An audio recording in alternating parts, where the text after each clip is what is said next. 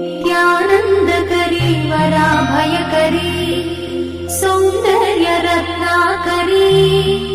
निर्धूताखिल पापनाशनकरी प्रत्यक्ष माहेश्वरी प्राणेयाचलवंशपावनकरी काशीपुराधीश्वरी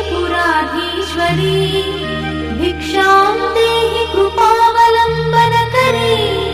मातान्न